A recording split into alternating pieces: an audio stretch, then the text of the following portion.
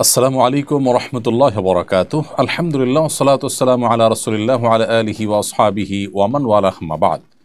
সুপ্রিয় দর্শক শ্রোতা ভাই বোন, দেশ কিংবা প্রবাস যে যেখান থেকে দেখছেন, আপনাদের সকলকে সাদর আমন্ত্রণ জানাচ্ছি আসুন্নাহ ফাউন্ডেশন স্টুডিও থেকে। আপনারা দেখছেন আসুন্নাহ ফাউন্ডেশন আয়োজিত সাপ্তাহিক সরাসরি প্রশ্নোত্তরমূলক অনুষ্ঠান শরীয়ত সমাধানের 279তম পর্ব। অন্যান্য দিনের মতো আজও ইনশাআল্লাহ তাআলা আপনাদের সঙ্গে ঘণ্টা ব্যাপী থাকছে এবং আপনাদের করা জীবন জিজ্ঞাসার উত্তর কোরআন এবং হাদিসের আলোকে দেওয়ার চেষ্টা করছি। ওমা তৌফিকি ইল্লা বিল্লাহ। প্রিয় দর্শক, আপনার যে কোনো জীবন ঘনিষ্ঠ প্রশ্ন এই পোস্টের মন্তব্যের করে লিখতে পারেন। আমরা ইনশাআল্লাহ আপনার প্রশ্নের উত্তর দেওয়ার চেষ্টা অব্যাহত রাখব। আপনারা এই লাইভ অনুষ্ঠানটি দেখতে পাচ্ছেন আমাদের ভেরিফাইড ফেসবুক পেজে, আসুন্নাহ ফাউন্ডেশনের ভেরিফাইড ফেসবুক পেজে, আমাদের ভেরিফাইড ইউটিউব চ্যানেলে এবং আমাদের অন্যান্য পেজ ও চ্যানেল সমূহে একযোগে। যে কোনো জায়গায় প্রশ্ন করলে ইনশাআল্লাহ আপনাদের প্রশ্ন উত্তর দেওয়ার আমরা চেষ্টা অব্যাহত রাখব। এছাড়াও যে সমস্ত প্রশ্নের উত্তর দেওয়া একান্ত সময়ের অভাবে সম্ভব হবে না, ইনশাআল্লাহ আগামীকাল এবং পরশুদিন আমাদের বিদগ্ধ ওলামা ইকরাম এবং দক্ষ মুফতিগণ আপনাদেরকে অফিস টাইমে রিপ্লাইয়ের মাধ্যমে উত্তর দেওয়ার চেষ্টা করবেন। এছাড়াও আসুন্নাহ ফাউন্ডেশনের অফিসিয়াল নাম্বারে, যেটি এই পেজে দেওয়া আছে এবং আপনি গুগলে সার্চ করলে পেয়ে যাবেন, সে নাম্বারে প্রতিদিন সকাল 8টা থেকে রাত 10টা পর্যন্ত কল সেন্টারে দক্ষ এবং অভিজ্ঞ প্রশিক্ষিত মুফতিগণ আপনাদের প্রশ্নের জন্য অপেক্ষারত থাকেন। আপনারা এ সময়ের মধ্যে পৃথিবীর যে কোনো প্রান্ত থেকে প্রশ্ন করে আপনারা যে কোনো জিজ্ঞাসার উত্তর জানার চেষ্টা করতে পারেন। এছাড়াও আসুন্নাহ ফাউন্ডেশনের প্রশ্নোত্তরমূলক website IQA Islamic question answer, এই ওয়েবসাইট এর মধ্যে যে সেখানে ভিজিট করে আপনি যে কোনো প্রশ্ন উত্তর আপনি খুঁজে নিতে পারেন। আলহামদুলিল্লাহ, আমরা সেই ওয়েবসাইটটিকে সমৃদ্ধ করার চেষ্টা করছি এবং আপনাদের শত সহস্র বা অগণিত প্রশ্নের উত্তরের বিশাল বড় ব্যাংক হিসেবে সেটাকে গড়ে তোলার কাজ আমরা হাতে নিয়েছি। ইতিমধ্যেই কাজ অনেক দূর এগিয়েও গেছে। চলুন তাহলে আর বিলম্ব না করে আমরা আমাদের প্রশ্ন উত্তরের পালায় প্রবেশ করি। ইতিমধ্যে আমাদের কাছে যে সমস্ত প্রশ্ন চলে এসেছে তোমাদের থেকে প্রথমেই আমি দেখতে পাচ্ছি যে প্রশ্নটি সেটি হলো, আমি একটি প্রতিযোগিতায় অংশগ্রহণ করেছি। প্রশ্নের উত্তর যাচাই করার জন্য আমি ইন্টারনেট ব্যবহার করি। সবগুলো প্রশ্ন উত্তর দেওয়ার শেষে আমি দেখি কর্তৃপক্ষ ইন্টারনেট ব্যবহার করতে নিষেধ করেছেন। আমি সেই প্রতিযোগিতায় নির্বাচিত বিজয়ীদের একজন নির্বাচিত হই। এখন আমার জন্য পুরস্কার গ্রহণ করা জায়েজ হবে কিনা? প্রিয় দর্শক, একজন ইমানদার তিনি আমানতদার হবেন। লা ইমান আলিমান লা আমানাত আলাহ। যে ব্যক্তির আমানতদারিতা নাই সে ব্যক্তির ইমানও পরিপূর্ণ নয়। এ হাদিসের আলোকে আপনার যে নীতিমালা অনুসরণ করে প্রতিযোগিতায় অংশগ্রহণ করার কথা ছিল সেটি আপনি লঙ্ঘন করেছেন। যদিও উচিত ছিল আপনার আগে থেকে জানা যে কী নিয়ম আছে না আছে। যেভাবে হোক আপনি সেটি জানতেন না, এবং যেহেতু কর্তৃপক্ষের অনুমোদন নেই এবং অন্য প্রতিযোগীরা এটি মেনটেন করে প্রতিযোগিতা অবতীর্ণ হয়েছেন সেটাই স্বাভাবিক। সো আপনি এই ফ্যাসিলিটিসটা নেওয়া এর মানে হলো আপনার এই প্রতিযোগিতায় অংশগ্রহণ করাটা অবৈধ হয়েছে, ইলিগাল হয়েছে, অন্যায় হয়েছে। আপনি যদি নিজেকে বিজয়ী হিসাবে মনে করেন বা বিজয়ের পুরস্কার গ্রহণ করেন, তাহলে সেক্ষেত্রে যারা নেট না দেখে নিয়ম মেনে প্রতিযোগিতায় অংশগ্রহণ করেছিল তাদের প্রতি এটা অবিচার হবে এবং আপনি অবৈধ সুবিধা গ্রহণকারী হবেন, যেটি সুস্পষ্টভাবে আমানতের খেয়ানত। এজন্য আপনার জন্য এই বিজয়ীর পুরস্কার গ্রহণ করা কোনোভাবেই জায়েজ হবে না, এবং এটি আল্লাহর জন্য আপনি স্যাক্রিফাইস করবেন এবং আপনার আমানতদারিতা, আপনার তাকওয়া, আপনার আল্লাহ ভীরুতার জায়গা থেকে এটিকে আপনি অ্যাভয়েড করবেন। এরপরে যে প্রশ্নটি আমি দেখতে পাচ্ছি সেটি হলো, আমি একটি প্রেসের ম্যানেজার। এখানে সিনেমার প্রচারের পোস্টার, হ্যান্ডবিল, ব্যানার, ফেস্টুন ইত্যাদি তৈরি করা হয়। এগুলো আমার হাত দ্বারাই হয়। এ কারণে এসব পাপ আমার আমলনামায় যুক্ত হবে কিনা? উত্তর হলো, যেহেতু আল্লাহ রাব্বুল আলামিন বলেছেন তাআওয়ানু আলাল বিররি ওয়াত তাকওয়া ওয়ালা তাআওয়ানু আলাল ইসমি ওয়াল উদওয়ান, তোমরা ভালো এবং তাকওয়ার কাজে একে অন্যের সহযোগী হও, আর পাপ এবং সীমালঙ্ঘনের কাজে একে অন্যের সহযোগী হও না। তো এই জন্য একজন মুসলমান হিসাবে, একজন ইমানদারি হিসাবে আপনার উচিত হবে, কর্তব্য হবে এ ধরনের গুনাহের কাজের সহযোগিতায় অবতীর্ণ হওয়া থেকে বের হয়ে আসা, অর্থাৎ অন্য কোনো জব খুঁজে বের করা।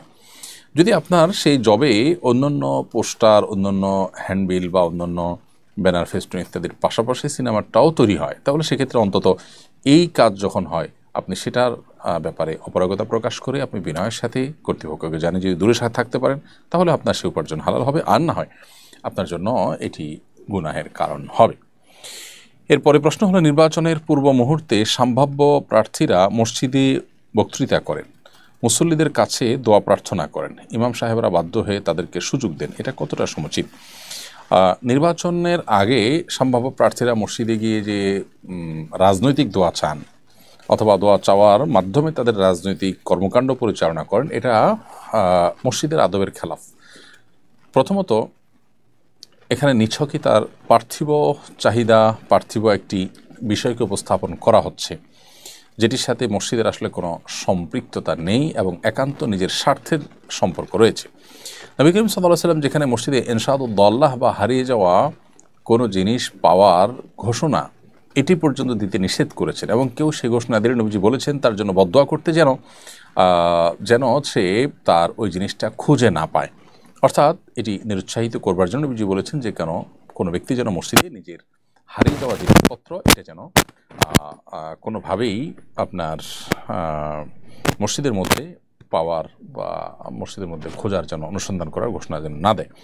ঠিক একইভাবে আপনি মসজিদে যখন রাজনৈতিক প্রচারণায় লিপ্ত হবেন, সেখানে যখন আপনি কোনো আপনার গণসংযোগ জাতীয় দোয়া বা যেটাই হোক করবেন, সেটা আপনার পার্থিব একটা বিষয় আপনি মানুষের কাছে চাইতে গেছেন মসজিদে, এটি অনুচিত, নাজায়েজ হবে। আর সবচেয়ে বড় বিষয় হলো যে এর মধ্য দিয়ে মসজিদের যে গাম্ভীর্য, মসজিদের যে আপনার সবার জন্য মসজিদটাকে সমানভাবে উন্মুক্ত রাখা এবং এটি ইবাদতের জায়গা, সেই জায়গা থেকে একটু হলেও মসজিদকে অন্য কাজে ব্যবহার করা হয়, এবং এর ফলশ্রুতিতে রাজনৈতিক দ্বন্দ্বের আশঙ্কা তৈরি হয়। কারণ কোন দলে মানুষ গেল, কোন দলে মানুষ গেল না, কে সুযোগ পেলে, কে সুযোগ পেল না, সেখানে এই ধরনের প্রচারণায় গেলে অনেক সময় মানুষ হট্টগোল করে, হট্টগোল করে, বিভিন্ন দলে মানুষ থাকে, সব মিলিয়ে এটা মসজিদের আদবের সাথে যায় না। এই জন্য এই বিষয়টাকে আমরা সবাই একটু বিশেষভাবে অ্যাভয়েড করা দরকার, এবং মসজিদের মধ্যে রাজনৈতিক প্রচারণা থেকে আমাদের দূরে সরা উচিত। সাকিব হোসাইন, আপনি লিখেছেন, অজুর মাঝখানে যদি বায়ু নির্গমন হয় তাহলে কি আবার অজু করতে হবে? উত্তর হলো ভাই সাকিব, যে অজুর মধ্যে যদি বায়ু নির্গমন হয় তাহলে অজু আপনাকে শুরু থেকে করতে হবে। অর্থাৎ মাঝে যে পর্যায়ে আপনি হাত ধুয়েছেন, মুখ ধুয়েছেন, তারপরে অজু ভঙ্গ হয়েছে, এখন আপনি এখান থেকে কন্টিনিউ করলে হবে না, বরং শুরু থেকে আবার অজু করতে হবে। কারণ অজু ভঙ্গের কারণ পাওয়া গেছে মানেই হলো নতুন করে আপনার উপরে অজু আবশ্যক হয়েছে, অতএব শুরু থেকে অজু করতে হবে। এরপরে প্রশ্ন হলো, আমাদের নিকটতম প্রতিবেশীদের মধ্যে একটা হিন্দু পরিবার আছে, ওমরা থেকে আসার পর তারা আমার কাছে জমজমের পানি চায়, জমজমের পানি হিন্দুদের দেওয়া যাবে কিনা? উত্তর হলো, জমজমের পানি হিন্দুদের দেওয়াতে কোনো অসুবিধা নেই, কারণ কোরআন এবং হাদিসের কোথাও এটি শুধু মুসলিমরাই পান করতে পারবে, অমুসলিমকে দেওয়া যাবে না, এমন কোনো কথা বা বিধিনিষেধ আরোপ হয়নি। ফলে কোনো অন্য ধর্মের মানুষ যদি জমজমের পানি চায়, তাকে আপনি জমজমের পানি দিতে পারেন, বরং এর মাধ্যমে তাকে দিনের প্রতি আকৃষ্ট করা এবং এই সুযোগে তাকে ইসলামের প্রতি আপনি দাওয়াত দেওয়ার চেষ্টা অব্যাহত রাখবেন। এরপরে প্রশ্ন হলো, কিছু অ্যাক্টিভিস্টকে বহু বিবাহের ক্যাম্পেইন করতে দেখা যায়, কিন্তু তাদের বিরুদ্ধে তাদের স্ত্রীদের অভিযোগের অন্ত নেই। ইসলামে বহু বিবাহের অবস্থান কি? একাধিক বিয়ে করার ক্ষেত্রে শরীয়তের কি শর্ত আরোপ করে? প্রথম কথা হলো যে একাধিক বিয়ে করা এটি শরিয়া দৃষ্টিকোণ থেকে জায়েজ একটি কাজ, অর্থাৎ প্রয়োজন হলে স্বাভাবিক অবস্থায় এটি জায়েজ, বা প্রয়োজন ছাড়াও কেউ যদি এটি করতে চান তার জন্য এটি জায়েজ আছে, তবে দুটি শর্তে। প্রথমত, একাধিক স্ত্রীর ভরণ পোষণ দেওয়া এবং সার্বিকভাবে একাধিক স্ত্রীর যত হক আছে, সেটি স্ত্রী সুলভ যে হক আছে সেই হক আদায় করার মতো সামর্থ্য থাকতে হবে। দ্বিতীয় শর্ত হলো যে একাধিক স্ত্রীর মধ্যে সমতা রক্ষা করবার মতো সেরকম দৃঢ়তা, মনোবল এবং আত্মবিশ্বাস থাকতে হবে। এই দুটি শর্ত যদি পাওয়া যায় তাহলে সেক্ষেত্রে একাধিক বিয়ে করা জায়েজ। আর যদি এই দুটি শর্তের কোনোটি পাওয়া না যায়, অর্থাৎ তিনি যে কোনো একজন স্ত্রীর প্রতি ঝুঁকে পড়বেন, অপরজনের প্রতি বৈষম্য করতে পারেন, তার ক্ষেত্রে ইনসাফের ঘাটতি করতে পারেন, এরকম আশঙ্কা যদি থাকে তার নিজের ব্যাপারে, তাহলে সেক্ষেত্রে তার জন্য একাধিক বিয়ে করা জায়েজ নয়। ঠিক একইভাবে একাধিক বিয়ে করে স্ত্রীদের ভরণ পোষণ দিতে না পারলে, তাদের জৈবিক চাহিদা পূরণ করার মতো ক্ষমতা না থাকলে, সেক্ষেত্রে তার জন্য একাধিক বিয়ে করা কিন্তু জায়েজ নয়। অতএব একাধিক বিয়ে করা জাস্ট একটা জায়েজ কাজ।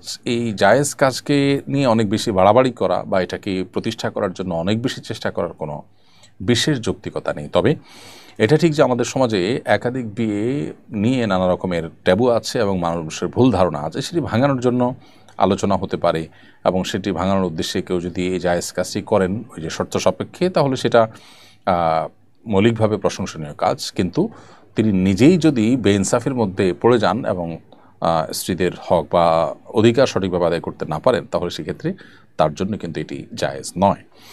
অবস্থাভেদে আবার কখনো কখনো একাধিক বিয়ে করা যায় ওয়াজিবও হতে পারে। কোনো ব্যক্তি একাধিক বিয়ে না করলে তার চরিত্র ঠিক রাখছে না, একজন স্ত্রী হয়তো তার অসুস্থ, সেক্ষেত্রে তার আরেকটা বিয়ে করা জরুরি এবং তার সে সক্ষমতাও আছে, সব মিলিয়ে শর্ত পূরণ করার মতো যোগ্যতা আছে, তাহলে তার জন্য চরিত্র রক্ষার জন্য একাধিক বিয়ে করা আবশ্যক হতে পারে। আবার যার জন্য একাধিক বিয়ে করলে স্ত্রীদের হক আদায় করার সামর্থ্য যার মধ্যে নাই, তার জন্য একাধিক বিয়ে করা কিন্তু আবার নাজায়েজ হতে পারে, অর্থাৎ বিষয়টি ভ্যারি করে ব্যক্তির অবস্থার উপরে।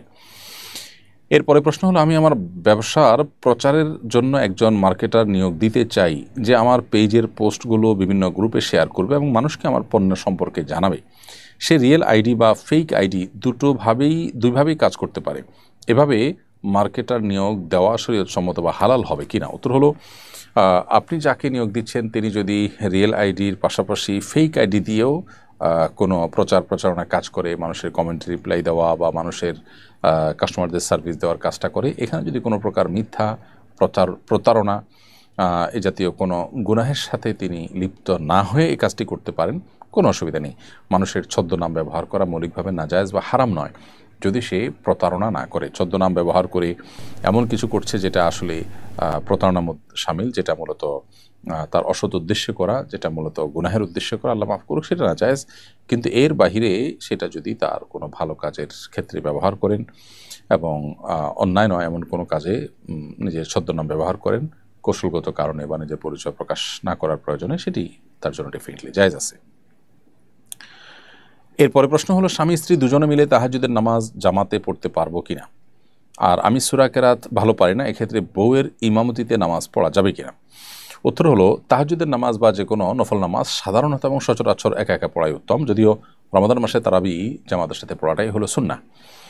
আর তাহাজ্জুদের নামাজ যদি কখনো জামাত হয়ে যায় তো সেক্ষেত্রে সেটা জায়েজ আছে, তবে রমজান মাসে জামাতের সাথে তারাবি নামাজ আদায় করার পরে নির্দেশনা রয়েছে। এছাড়া সকল নফল নামাজই যার জামাতে করে পড়া ভালো।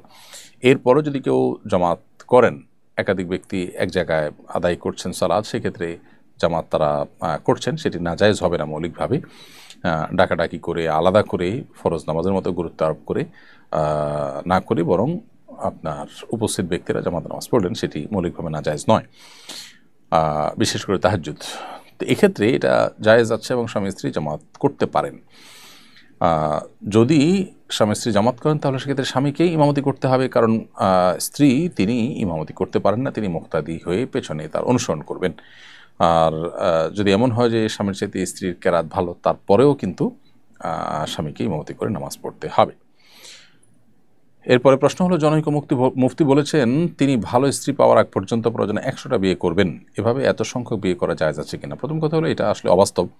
তিনি হয়তো বোঝাতে চেয়েছেন যে অনেক বিয়ে লাগলে করবেন, তারপরে ভালো স্ত্রী পাওয়া পর্যন্ত করবেন, কিন্তু এই যে ভালো স্ত্রী পাওয়া পর্যন্ত স্ত্রী চেঞ্জ করতে থাকা, এটা বিবাহের যে উদ্দেশ্য এবং বিবাহের ক্ষেত্রে নবী সাল্লাল্লাহু আলাইহি সাল্লামের সুন্নাহ এবং যে আদর্শ আছে সেটা তার সাথে সঙ্গতিপূর্ণ নয়। বরং স্ত্রী যদি তার মধ্যে কোনো ত্রুটি থাকে, নবী সাল্লাল্লাহু আলাইহি সাল্লাম আমাদেরকে নির্দেশনা দিয়েছেন তার ভালো গুণগুলো দেখে তার সাথে সংসার কন্টিনিউ করা। একেবারে পরিপূর্ণ মনের মতো স্ত্রী পাওয়া পর্যন্ত আমি চেঞ্জ করতে থাকবো, এটা মৌলিকভাবে শরিয়ার বিয়ের ক্ষেত্রে যে মাকাসিদুশ শরিয়া তার পরিপন্থী, এবং এটি না নবী সাল্লাল্লাহু আলাইহি সাল্লামের আদর্শ, না সাহাবা একরাম বা খুলাফার রাশিদিন কারোর আদর্শের মধ্যে পড়ে। রোকসানা করিম বর্ষা আপনি লিখেছেন, নিজের ব্যবহার করা পুরাতন কাপড় অন্য কাউকে দিলে উক্ত ব্যক্তির কোনো ক্ষতি হয় কিনা? ব্যবহার করা পুরাতন কাপড় অন্য কাউকে দিলে আপনার কোনো ক্ষতি হওয়ার আপাতদৃষ্টিতে কোনো কারণ নেই। তবে একটা বিষয় আছে, সেটা হলো যে ব্ল্যাক ম্যাজিক করার ক্ষেত্রে অংশ মানুষের ব্যবহৃত কাপড় বা শরীরের চুলের অংশ, এগুলো অনেক সময় ব্যবহার করা হয়। অতএব আপনি কোনো গরিব মানুষকে দিয়ে দিলেন, তিনি পড়লেন, তার জন্য পড়াতে কোনো অসুবিধা নেই। কিন্তু যদি এমন হয় যে কেউ এটা দিয়ে ব্ল্যাক ম্যাজিকের কাজে, সেহেরের কাজে যদি ব্যবহার করতে পারে, সে আশঙ্কা থাকে, তাহলে সেটা অ্যাভয়েড করা দরকার। সেটা আপনার নিজের সেফটির জন্য, যদি এরকম ব্যক্তি হয় যাকে নিয়ে আপনার সন্দেহ হয়। বাট এছাড়া গরিব মানুষ একজনকে দিয়ে দিলেন, আননোন মানুষ বা অপরিচিত মানুষ, অথবা এমন মানুষ যিনি পরিচিত কিন্তু এটা তার দ্বারা আপাতদৃষ্টিতে করার কোনো কারণ নাই, তাহলে সেক্ষেত্রে এটা অবশ্যই তিনি ব্যবহার করতে পারেন। যিনি ব্যবহার করবেন তার কোনো ক্ষতি কোনো অবস্থাতে হওয়ার কোনো কারণ নেই। কাপড়ের মধ্যে কোনো লাভ ক্ষতির কিছু নেই। যদি মনে করে কেউ এরকম যে আরেকজনের ব্যবহৃত কাপড় পরলে তার অসুবিধা হবে বা ক্ষতি হবে, তাহলে সেটি এক ধরনের শিরকপূর্ণ বিশ্বাস। এরপরে সাইফুর রহমান লিখেছেন, এক ব্যক্তি 4 লাখ টাকা মোহরানা ধার্য করে বিয়ে করেন, বাসরাতে 1 লাখ টাকা স্ত্রীকে দেন, তখন স্ত্রী বলেন তোমাকে অবশিষ্ট টাকা মাফ করে দিলাম। পরে যখন তাদের তালাক হয় স্ত্রী অবশিষ্ট টাকাও দাবি করেন, মাফ করে দেওয়া টাকা দাবি করা জায়েজ আছে কিনা? উত্তর হলো যে কোনো ধরনের চাপ ছাড়া স্ত্রী যদি স্বেচ্ছায় তার সেই মহরের অবশিষ্ট টাকা মাফ করে থাকেন তাহলে সেটি মাফ করাটা বিশুদ্ধ। আল্লাহ সুবহানাহু ওয়া তাআলা বলেছেন যে ফাইন তিবনা লাকুম মিনহু শাইআ ফাকুলু হানিআম মারিআ, স্ত্রী যদি মহর থেকে কিছু অংশ তোমাদেরকে ছেড়ে দেয় তাহলে তোমরা সেটা নিজেরা ভোগ করতে পারো, অর্থাৎ এটি জায়েজ আছে এবং স্বামীর জন্য এটা ভোগ করাও জায়েজ আছে। অতএব স্ত্রী যদি মাফ করে দিয়ে থাকেন তাহলে স্বামীর জন্য সেটা হালাল হয়ে গেছে, এখন আর স্ত্রী সেটিকে ফেরত নেওয়ার সুযোগ নেই। তবে যদি এমন হয় যে স্ত্রীকে বা কোনো একটা পরিবেশ তৈরি করে স্ত্রীর কাছ থেকে এটা আদায় করা হয়েছে, স্ত্রী সন্তুষ্ট ছিলেন না, তাহলে সেক্ষেত্রে স্বামীর জন্য এটা ভোগ করা জায়েজ নয়। আর স্ত্রী স্বেচ্ছায় নিজে থেকে তিনি খুশি হয়ে মাফ করে দিয়েছেন, সেটা মাফ হয়ে গেছে এবং এটার পুনরায় দাবি করবার সুযোগ নেই। সম্প্রতি বুয়েট ও গাজীপুরে 2টি ঘটনা সামনে এসেছে। শুধু এই 2টি ঘটনাই নয়, দিন দিন সমাজে ধর্ষণ ইসলাম বিদ্বেষ যেন অস্বাভাবিক একটি বিষয় হয়ে উঠেছে। একজন সচেতন মুসলিম ও নাগরিক হিসেবে আমাদের করণীয় কী? প্রথম কথা হলো যে দেশে সাম্প্রদায়িক সম্প্রীতি নষ্ট করবার জন্য বা দেশকে অস্থিতিশীল করবার জন্য একটা চক্র যে কাজ করছে, এটিকে প্রশাসন অত্যন্ত কঠোর হস্তে দমন করা উচিত ছিল। দুর্ভাগ্যজনক বাস্তবতা হলো সেটিকে দমন না করে সাধারণ মানুষের যে সংক্ষুব্ধ হওয়ার স্বাভাবিক বিষয় সেটাকে বরং নিয়ন্ত্রণ করবার চেষ্টা করা হচ্ছে, যেটা খুবই দুর্ভাগ্যজনক এবং অবাস্তব একটি পদক্ষেপ। দীর্ঘদিন থেকে সাম্প্রদায়িক ধর্ষণের মতো এরকম জঘন্য অপরাধ বাংলাদেশে হয়ে আসছে। বিগত সরকার আমল থেকেই সোশ্যাল মিডিয়াতে ব্যাপকভাবে এটা নিয়ে আলোচনা, পর্যালোচনা এবং বিভিন্ন রকমের অভিযোগ উঠেছে।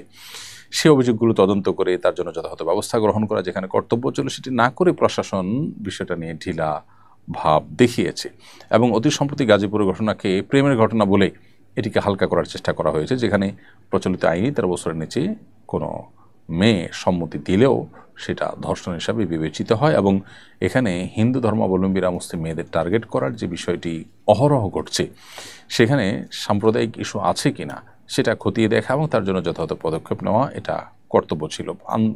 দুর্ভাগ্যজনক বাস্তবতা হলো যেখানে শুধু প্রেমের ঘটনা বলেই থেমে যাওয়া হচ্ছে, বাকি বিষয়টা নিয়ে তদন্ত করা হবে, দেখা হবে, সেরকম কোনো প্রতিশ্রুতিও আমরা শুনতে পাচ্ছি না। এটা দুর্ভাগ্যজনক বাস্তবতা। বুয়েটের ঘটনা থেকেও পরিষ্কার যে এখানে আসলে মূলত ধর্মীয় যে সাম্প্রদায়িক যে দৃষ্টিভঙ্গি, সেই দৃষ্টিভঙ্গি থেকেই সে এই মুসলিম মেয়েদেরকে টার্গেট করেছে এবং মুসলিম মেয়েদের হিজাব, বোরকা, তাদের পর্দা, এরকম পুরোহিত মেয়েদেরকে নিয়ে অনেক নোংরা এবং অশ্রাব্য ভাষায় সে বিভিন্ন কমেন্ট করেছে। অতএব এগুলোকে কঠোর হস্তে দমন করা উচিত, আর না হলে দিন দিন এগুলো বাড়তে থাকলে সমাজ অস্থিতিশীল হবে এবং কোনোভাবেই সাধারণ মানুষের আবেগ নিয়ে খেলা করা উচিত নয়। এরপর আসাদুজ্জামান আলিফ আপনি লিখেছেন, আমি ক্রয় বিক্রয়ের মধ্যে মধ্যস্থতা করি, বিক্রেতার সাথে আমার মৌখিক চুক্তি আছে, আমি গাড়ি বিক্রয় করে দিতে পারলে প্রত্যেক গাড়ির ক্ষেত্রে আমাকে 2000 টাকা দেওয়া হবে। এই চুক্তি করা এবং চুক্তির অনুপাতে টাকা গ্রহণ করা জায়েজ আছে কিনা? উত্তর হলো, আপনি গাড়ি বিক্রি করার জন্য বিক্রেতার হয়ে ক্রেতার কাছে যদি আপনি দাম দস্তুর এবং বিক্রয়ের কাজে সহযোগিতা করার মতো কাজ করেন তাহলে সেক্ষেত্রে এটা আপনার পারিশ্রমিক যেটি তিনি আপনাকে গাড়ি প্রতি দিবেন বলেছেন, সো এটা আপনার জন্য নেওয়া জায়েজ আছে এবং এই মধ্যস্থতা করে আপনি যে পরিশ্রম করছেন তার বিনিময়ে যেটি নিচ্ছেন পারিশ্রমিক, সেটি না জায়েজ হওয়ার কোনো কারণ নেই। এরপরে শাপলা লাকি এআইডি থেকে আপনি লিখেছেন, আমার ছোট বোন মারা গেছেন, মারা যাওয়ার 1 সপ্তাহ আগে সে মাকে বলেছিল, মা আমার কাপড়ের মধ্যে কিছু টাকা আছে, তুমি নিয়ে নিও। মায়ের কাছেও তার কিছু টাকা গচ্ছিত ছিল যেগুলোর বিষয়ে বোন কিছু বলেনি। বোনের এসব টাকা মা ব্যবহার করতে পারবেন কিনা, নাকি বোনের স্বামীও ওই টাকার অধিকার আছে? বোন শাপলা লাকি, আপনার প্রশ্ন উত্তর হলো যে আপনার বোন মৃত্যুরোগে আক্রান্ত হয়ে যদি এরকম কথা বলে থাকেন তাহলে সেটা ওসিয়ত হিসেবে গণ্য হবে। আর মৃত্যুশয্যায় শায়িত হয়ে বা আপনার জীবনের শেষ জীবনসায়ান্নে এসে এরকম কথা বললে সেটার মানে হলো আমি মারা গেলে তুমি এটা নিও, আর এটাকে ওসিয়ত বলা হয়। আর নবী সাল্লাল্লাহু আলাইহি ওয়াসাল্লাম বলেছেন, লা ওসিয়াতা লিওয়ারিসিন, ওয়ারিসের জন্য কোনো ওসিয়ত চলে না। অতএব এই ক্ষেত্রে আপনার বোন আপনার মার জন্য যদি ওসিয়ত করে থাকেন যে মা আমার কাপড়ে থাকা টাকাটা তুমি নিয়ে নিও, এটা ওসিয়ত হিসাবে বিবেচ্য হবে যদি মৃত্যুশয্যায় হয়ে থাকে, এবং ওসিয়ত যেহেতু হয়েছে অতএব আপনার মার জন্য এটা নেওয়া জায়েজ নয়, কারণ ওয়ারিসের জন্য ওসিয়ত করা জায়েজ নয়। ওয়ারিস ছাড়া অন্য কোনো ব্যক্তির জন্য ওসিয়ত করা যেতে পারে 1/3 সম্পত্তির মধ্যে।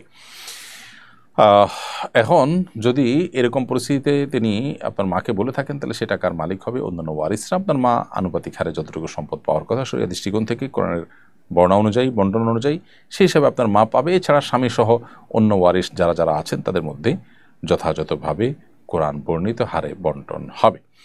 আর যদি যথেষ্ট আগে থেকে ইনি এটা বলে থাকেন, মৃত্যুসজ্জায় না বলে থাকেন, তাহলে সেক্ষেত্রে এটা আপনার মায়ের জন্য গিফট হবে। সন্তান মাকে গিফট হিসাবে দিতেই পারেন, সেক্ষেত্রে সেটা তার জন্য নেওয়া জায়েজ হতে পারে। এবং সেক্ষেত্রে এখানে অন্য কোনো ওয়ারিসরা স্বামী বা অন্যকে অংশ পাবেন না, যেটুকু মায়ের জন্য দিয়েছে, যদি সেটা তার টোটাল সম্পদ যদি সেটা গিফট হিসাবে থাকে এবং মৃত্যুসজ্জায় না হয়ে অনেক আগে থেকে সাধারণ রোগের মধ্যে অসুস্থ অবস্থায়, যে অসুস্থর পরে আবার তিনি সুস্থ হয়েছেন বা সুস্থ হওয়ার সম্ভাবনা আছে, জাস্ট অসুস্থ অবস্থায় কিংবা স্বাভাবিক অবস্থায় মৃত্যুসজ্জা নয়, তিনি মাকে যদি বলেন এটা তুমি নিয়ে নাও, তো এটা গিফট হিসাবে বিবেচিত হবে। এরপরে প্রশ্ন হলো, জুমার বয়ানে ইসকন ও ভাগোয়া লাভ ট্র্যাপ বিষয়ে কথা বলায় টঙ্গীর BTCL TNT কলোনি মসজিদের খতিবকে নিখোঁজ করে ফেলা হয়। এর আগে তিনি মসজিদের বারান্দায় ও নিজ বাসায় হুমকির সংবলিত 2টি চিঠি পান, যেখানে তাকে হত্যার হুমকি দেওয়া হয়। ইমামদের কণ্ঠরোধ এবং নিরাপত্তার সঙ্গে মানুষের বেঁচে থাকার অধিকার নিয়ে কিছু বলবেন আশা করি।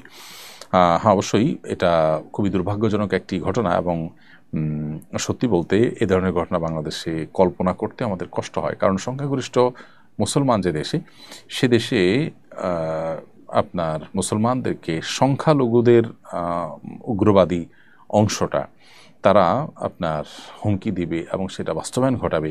আপনি ভারতে মুসলমানরা সংখ্যালঘু, সেখানে মুসলমানরা কোনো হিন্দু পণ্ডিতকে এভাবে তুলে নিয়ে নির্যাতন করে দূরে ফেলে রাখবে, এটা আসলে কল্পনাও করা যায় না।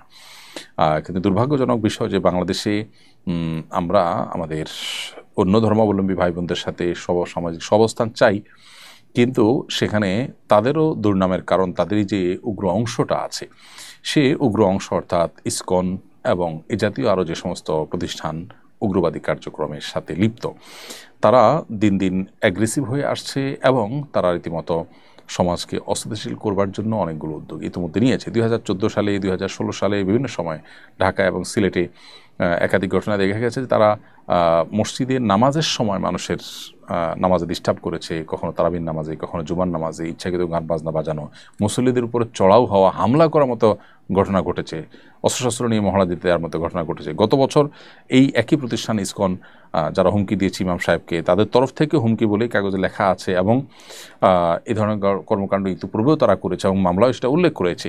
তো তারা অ্যাডভোকেট আলিফ হত্যাকাণ্ড ঘটিয়েছে গত বছর এবং তার জন্য তাদের দায়িত্বশীল এখনও পর্যন্ত জেলে আছে, যদিও এখনও দৃষ্টান্তমূলক শাস্তি নির্ধারিত হয়নি বা কার্যকর হয়নি। এর পাশাপাশি 2019 সালে চট্টগ্রামে একটি স্কুলে বাচ্চাদেরকে হিন্দু ধর্মীয় আপনার বিশ্বাস জড়িত আছে এরকম প্রসাদ জাতীয় খাবার খাওয়ানো এবং বাচ্চাদেরকে জয় শ্রীরাম ইত্যাদি তাদের মুখ দিয়ে বলানো, এরকম ঘটনাও তারা কিন্তু ঘটিয়েছে। অতএব এই সংগঠনটা যেই পরিমাণ সীমালঙ্ঘন করেছে এবং যে পরিমাণ সশস্ত্র মহড়া দেওয়া অথবা আপনার হুমকি দেওয়া কিংবা আক্রমণ করার ঘটনা একের পর এক ঘটেছে, তাদেরকে নিষিদ্ধ করা সময় সবচেয়ে প্রয়োজনীয় উদ্যোগ বলে আমি মনে করি। অতএব এই সন্ত্রাসী সংগঠন যদি নিষিদ্ধ করা হয়, তাহলে সেক্ষেত্রে সাধারণ হিন্দু ভাই বোন যারা আছেন তাদের প্রতিও সাধারণ মানুষ অন্তত এদের কারণে জেনারেলি তাদেরকে দোষারোপ করবে না। অতএব হিন্দু ভাই বোনদেরও উচিত যে তাদের ধর্মের নামে যারা উগ্রবাদ বিস্তার করছে তাদের ব্যাপারে, তাদের বিরুদ্ধে তাদের কথা বলা। যে ইমাম সাহেবকে গুম করা হলো এবং পঞ্চগড়ের হেলিবোর্ড এলাকায় তার শেকল বাঁধা আপনার বিবস্ত্র শরীর তাকে পাওয়া গেছে, সেটা স্থানীয়রা পুলিশকে খবর দেওয়ার পর তাকে উদ্ধার করা হয়েছে। এটা দুর্ভাগ্যজনক একটি বাস্তবতা এবং কর্তৃপক্ষ এ ব্যাপারে গড়িমসি না করে উপযুক্ত তদন্ত করে যথাযোগ্য দোষীদেরকে শাস্তির আওতায় আনা, আইনের আওতায় আনা, এটা তাদের কর্তব্য অংশ। আমরা আশা করছি সেটি তারা করবেন। যদি না করেন, তাহলে দিন দিন মানুষের এমনি আইন এবং বিচারের প্রতি আস্থা তলানিতে, সেটি আরও যদি তলানিতে নেমে যায়, তাহলে সেক্ষেত্রে মানুষ আইন নিজের হাতে তুলে নেবে, যেটা সমাজের জন্য ভালো কিছু বয়ে আনবে না। এরপরে লিখেছেন আয়েশা ইসলাম, নামাজে মনোযোগ ধরে রাখার জন্য পরামর্শ কামনা করছি। বোন আয়েশা ইসলাম, নামাজে মনোযোগ ধরে রাখার জন্য অনেকগুলো উপায় আছে। তার মধ্যে একটা হলো নামাজের ডিউরেশন বা সময়সীমা বাড়িয়ে দেওয়া। আপনি যেই নামাজ পড়তে 2 মিনিট বা 3 মিনিট লাগছে আপনার, সেই নামাজ পড়তে আপনি ডাবল সময় 5 থেকে 6 মিনিট 7 মিনিট ব্যয় করুন, যে নামাজ পড়তে আপনার 10 মিনিট লাগছে 4 রাকাত বিশিষ্ট নামাজ, সেটা পড়তে আপনি 15 মিনিট লাগানোর চেষ্টা করুন। ইনশাআল্লাহ দেখবেন নামাজের প্রতি মনোযোগ বাড়ছে। রুকুতে আপনি সচরাচর যে পরিমাণ সময় দেন তার চেয়ে বেশি সময় দেওয়ার চেষ্টা করেন, রুকু থেকে উঠে যে পরিমাণ অপেক্ষা করেন তার চেয়ে বেশি অপেক্ষা করেন। এভাবে আপনার নামাজের সময়সীমাকে বাড়িয়ে দিলে ইনশাআল্লাহ বিদিল্লাহ আপনার নামাজের প্রতি মনোযোগ বাড়বে। দ্বিতীয়ত, নামাজে যে দোয়া, জিকির এবং আল্লাহর কাছে যে সমস্ত নিবেদনগুলো আমরা পেশ করে থাকি সেগুলোর বাংলা অর্থ যদি আমরা বুঝি এবং সেদিকে খেয়াল করার চেষ্টা করতে পারি, ইনশাআল্লাহ নামাজের মনোযোগ ধরে রাখা সহজ হবে। এরপরে প্রশ্ন করেছেন এমডি জাফর আহমদ, আপনি লিখেছেন, আমি সৌদি আরবে থাকি, রাস্তায় পরিচ্ছন্নতার কাজ করি। এখানে যারা রাস্তায় কাজ করে তাদেরকে অনেকেই টাকা পয়সা দেয়, খাবার দেয়। এই টাকা ও খাবার কি আমার জন্য গ্রহণ করা জায়েজ হবে? বা জাফর আহমদ, আপনার প্রশ্ন উত্তর হলো যে আপনি খাবার বা নগদ টাকা উপহার, হাদিয়া হিসাবে বা দান হিসাবে কেউ আপনাকে দিলে সেটি গ্রহণ করা আপনার জন্য জায়েজ আছে। যদি সে জাকাতের টাকা দেয়, যে টাকা দেয় সে যদি জাকাতের টাকা বলে দেয় অথচ আপনি জাকাতের হকদার না, বরং আপনি আলহামদুলিল্লাহ যে টাকা আছে আপনার কাছে সে টাকা দিয়ে সংসার সুন্দরভাবে মাসে মাসে চলে এবং অতিরিক্ত বরং উদ্বৃত্ত টাকা আছে, অথবা টাকা না থাকলেও আপনার সচ্ছল, আপনি সোজা কথা সংসার চলে, তাহলে সেক্ষেত্রে আপনার জন্য জাকাত গ্রহণ করা জায়েজ হবে না, কারণ আপনি ফকির বা মিসকিনের কাতারে পড়েন না। সেক্ষেত্রে আপনাকে তিনি দিলে আপনি বিনয়ের সাথে ফিরিয়ে দিতে পারেন, অথবা যদি দিয়ে চলে যান, ফিরে দেওয়ার সুযোগ না পান, তাহলে সেক্ষেত্রে এটি গ্রহণ করার পর আপনি আপনার দেশে আত্মীয় স্বজন বা পরিচিত যে কোনো গরিব মানুষ যিনি জাকাতের হকদার তার কাছে সেই ফান্ডটা হস্তান্তর করে দেবেন। ইনশাআল্লাহ ওই ব্যক্তির তরফ থেকে সেটি জাকাত হিসাবে আদায় হয়ে যাবে।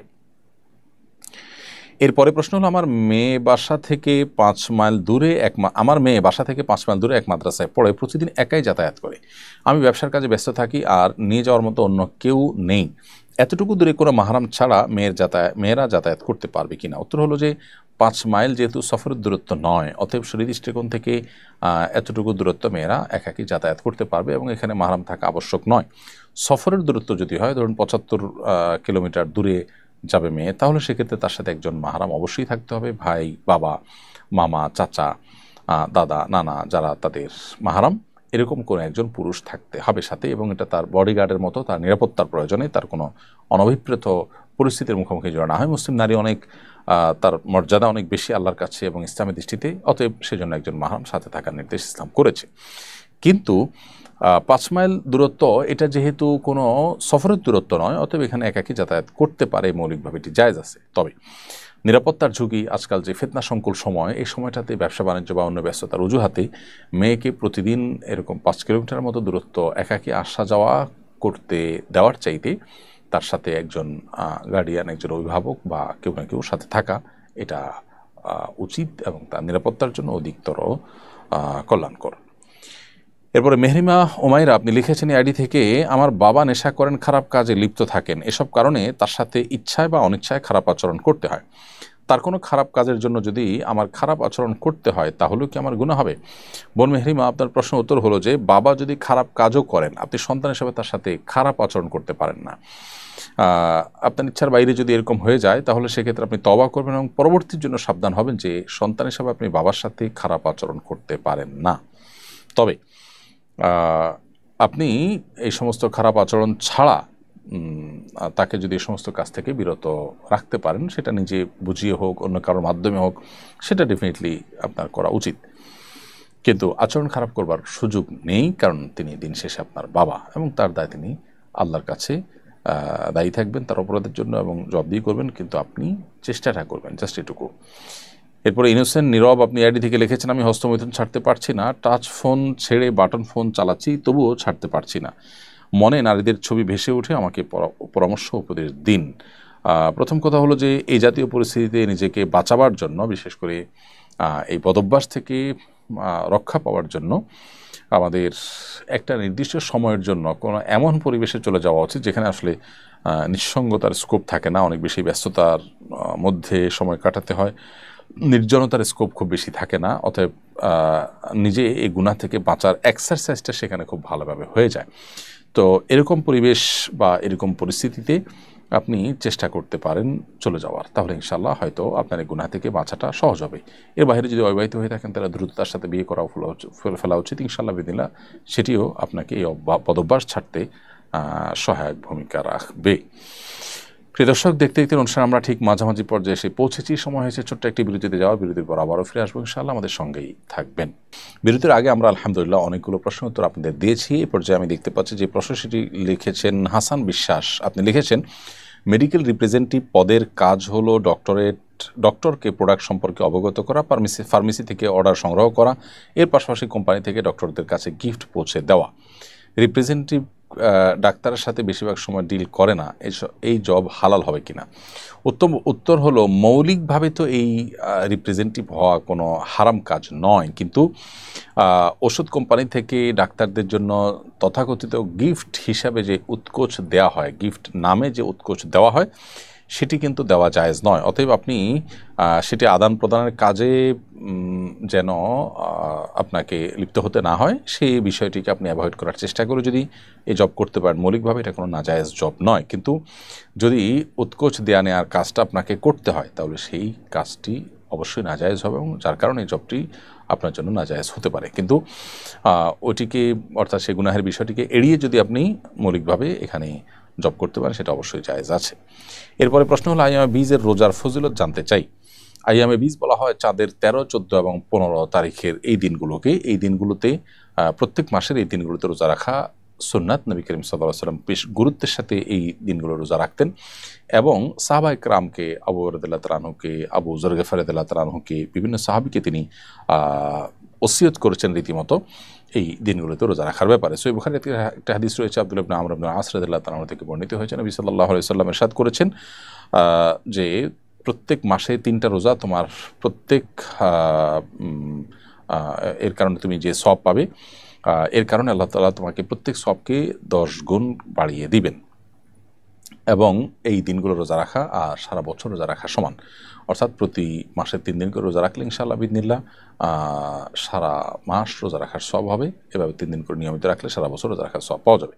তিরমিজিতে আবু যর গিফারি রাদিয়াল্লাহু তাআলা বর্ণিত হাদিসে আমরা জানি, নবী সাল্লাল্লাহু আলাইহি ওয়াসাল্লাম ইরশাদ করেছেন, ইয়া আবু যর ইযা সুমতা মিনাশ শাহরি সালাসা আইয়াম ফাসুম সালাসা আশারা ওয়া আরবা আশারা ওয়া খামসা আশারা। আবু যর গিফারিকে নবী সাল্লাল্লাহু আলাইহি ওয়াসাল্লাম বলেছেন, তুমি 3 দিন যখন মাসে রোজা রাখতে যাবে তখন 13, 14, 15 রাখবে। এবং তিনি ওসিয়ত করেছেন, এজন্য এই দিনগুলোতে রোজা রাখা জরুরি। এছাড়া রুকিয়া বিশেষজ্ঞগণ তারা বলেন যে সেহের, ব্ল্যাক ম্যাজিক আজকাল ঘরে ঘরে মানুষ এটা দ্বারা আক্রান্ত, এটা থেকে আত্মরক্ষার জন্য আইয়ামে বীজ রোজার বিশেষ উপকারিতা রয়েছে, এর বিশেষ সুফল আছে। এই জন্য চাঁদের 13, 14, 15 এই দিনগুলোতে আমাদের রোজা রাখতে সচেষ্ট হওয়া উচিত। স্বাস্থ্যের জন্য এটা ভালো মাঝে মধ্যে রোজা রাখাটা। অতএব সেই দিক থেকে আইয়ামে বীজ রোজা রাখার অভ্যাস আমাদের করতে হবে।